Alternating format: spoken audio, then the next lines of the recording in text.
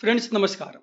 23 मई 2026 23 मई 2026 का तारीख आपको याद होगा।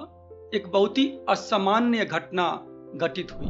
अमेरिका के secretary of state Marco Rubio, जिनको ट्रंप साहब का लिटिल मार्को भी बोला जाता है, यानी ट्रंप साहब प्यार से उनको लिटिल मार्को बुलाते हैं। जिस प्रकार से हमारे देश के एनएसए है अजित डोभाल साहब, उसी तरीके से वहां क्या जो मार्को रूबियो जी हैं वो यूनाइटेड स्टेट्स ऑफ अमेरिका के नेशनल सिक्योरिटी एडवाइजर भी है, एनएसए भी है। उनका भारत का दौरा होता है और पिछले 14 साल में पहली बार ऐसा हुआ कि कोई अमेरिका का, यूएस का सेक्रेटरी ऑफ स्टेट भारत दौरे पर आकर के दिल्ली आने से पहले कहां पहुंचते हैं?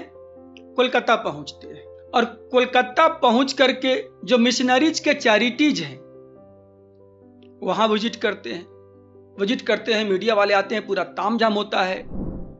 यहां पर आपको समझना पड़ेगा कि ये मिशनरीज चैरिटीज कौन है, क्या कनेक्शन है।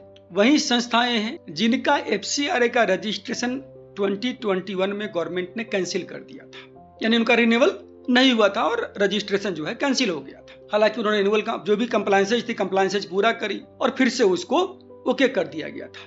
अब आप जरा उस घटना को जोड़िए। एफसीआरए का जो रिन्यूअल होता है 5 साल के लिए होता है। अब 2026 में, यानी जिन संस्थाओं का 21 में रिन्यूअल हुआ था, 26 में पुनः उनका रिन्यूअल ड्यू होगा। चूंकि कैंसिल होकर के कुछ टाइम के बाद में पुनः रिन्यूअल दिया गया था, तो थोड़े समय बाद में मान लीजिए कि 27 में होगा उनका रिन्यूअल। अब रिन्यूअल का समय आ गया और भारत सरकार ने अपनी गतिविधि तेज कर दी कि जो एफसीआरए में रजिस्टर्ड एनजीओज है उनका कौन कौन से स्टेट में काम कर रहे हैं, क्या क्या काम कर रहे हैं, एक्टिविटीज। मार्च के महीने में एक बिल पेश किया जाता है संसद में और एफसीआरए में कुछ अमेंडमेंट लाई जाती है।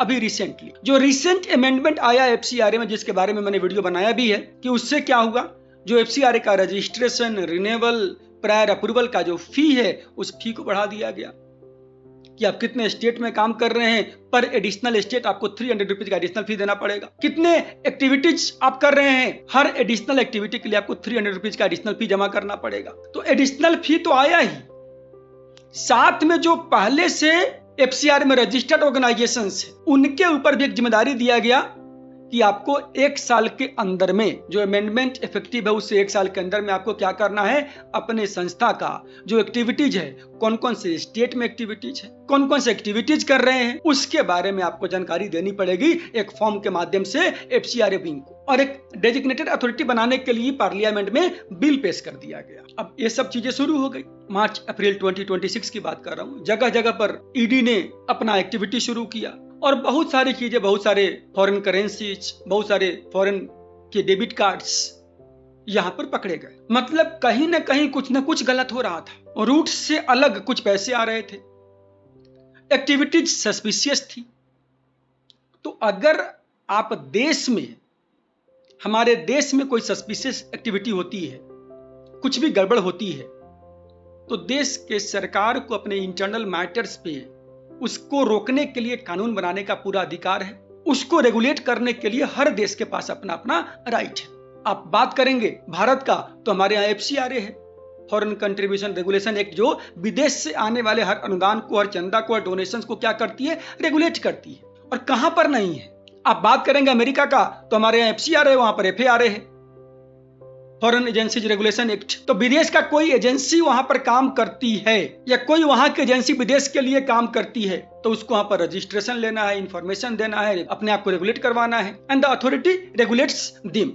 सो उसी प्रकार से भारत में भी जो विदेशी संस्था कोई गतिविधि करेगी, वो गतिविधि सही कर रही है, नहीं कर रही है, कंप्लाई कर रही है, लॉ को नहीं कर रही है, उसके लिए रेगुलेट करने के लिए एक्ट बनाने का, रूल्स बनाने का, उसको रेगुलेट करने का पूरा अधिकार भारत सरकार के पास है। लेकिन आप देखेंगे कि इन सब गतिविधियों के बाद में 23 मई 2026 को मार्को रूबियो साहब का देश में, भारत में एक ट्रिप होता है और भारत के इस ट्रिप में वो दिल्ली नहीं आकर कहां पहुंचते हैं, सीधा कोलकाता पहुंचते हैं। और मिशनरीज का जो चैरिटीज है वहां पर जा करके फोटो खिंचा करके मीडिया को बुला करके एक संदेश देते हैं कि हमारी मिशनरी जो यहाँ पर चैरिटी का काम कर रही है। और ठीक उसके बाद में जून में, अभी लास्ट मंथ जून में, अमेरिका के सदन में, यूएस के सदन में वहां की दोनों पार्टियां एकजुट होती है, प्रतिक्रिया व्यक्त करती है कि मिशनरीज के जो चैरिटीज हैं वो अच्छा काम कर रही है और उसके काम में हस्तक्षेप नहीं होना चाहिए। पॉइंट ये है कि कितना सही है नहीं है, political matter, I will not comment upon that. लेकिन इस प्रकार से किसी विदेश के सचिव का आकर के ये अमेरिका का जो रवैया है ये कितना सही है कितना गलत है, मैं चाहूंगा आपका क्या राय है, अपना राय जरूर आप दीजिएगा कमेंट बॉक्स में। आइए हम बात करते हैं, आगे बढ़ते हैं। जो मैं मैसेज देना चाहता हूं आप लोगों को कि हमारे जो व्यूअर्स है उनके लिए, एनजीओ के लिए खास करके क्या मैसेज है, लोगों के लिए क्या मैसेज है। फ्रेंड्स, मार्को रूबियो का जो विजिट है एक पॉलिटिकल मैटर है, इंटरनेशनल लेवल की बातें हैं और जो हमारे देश के हित में होगा भारत सरकार करेगी। भारत सरकार किसी से डरती नहीं है।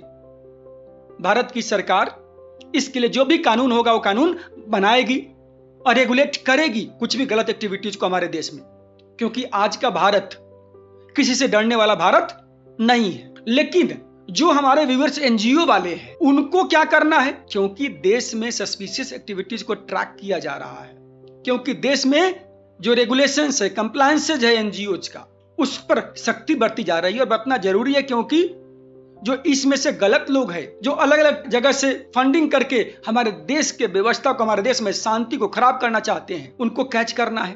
तो उनको कैच करने के लिए एक लिटमस टेस्ट से, एक प्रोसेस से सभी एनजीओ को गुजरना पड़ेगा। उसमें आपकी एनजीओ भी हो सकती है। तो आपको, अगर आपकी संस्था एफसीआर में रजिस्टर्ड है, आपकी संस्था चैरिटी की काम कर रही है, तो आपका एक्टिविटी, आपका एरिया ऑफ एक्टिविटीज, आपका कार्य क्षेत्र, ज्योग्राफिकल, आपका जहां जहां आप स्प्रेड कर रहे हैं अपने काम को, ज्योग्राफिकल एरियाज, इन सब के प्रति, प्लस जो आपका एनुअल कंप्लायंस है, जो आपके रिपोर्टिंग है, वो रिपोर्टिंग के लिए, कंप्लायंस के लिए, रिन्यूअल के टाइमिंग के लिए आपको पूरा पूरा सजग होना पड़ेगा, क्योंकि अब छोटी सी गलती आपके संस्था के पूरे पूरे भविष्य को खराब कर सकती है। क्योंकि रूल्स जो बनेंगे, जो रेगुलेशंस पास होंगे, जो अमेंडमेंट्स आ रही है, वो सबके लिए आ रही है।